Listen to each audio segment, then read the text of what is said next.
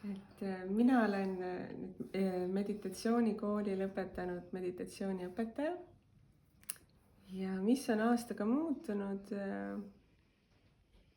kindlasti on juurde tulnud rohkem teadmisi ja rohkem mingisugust stabiilset rahu. Mul oli selline juhus nädal aega tagasi, et mu laps võttis kivi ja tõmbas mustale auto uksele suure kriipsu.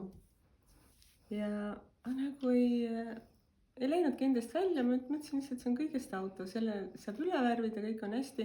Varem oleksin võib-olla endast välja läinud või riielnud.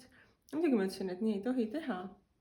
Aga siis ma nagu sellel hetkel tundsin, issand, et milline nagu jumalik ükskõiksus on tulnud nagu selliste asjade suhtes.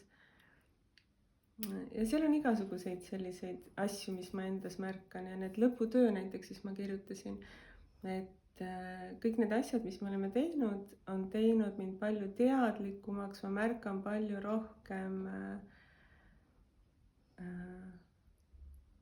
enda käitumises selliseid asju, mis on muutunud paremuse suunas.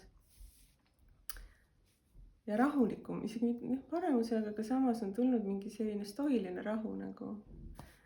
Ja ma kindlasti plaanin edasi hakata inimesi aitama sellega, sellepärast et see on nagu suurepärane vahend mõnusalt elamiseks.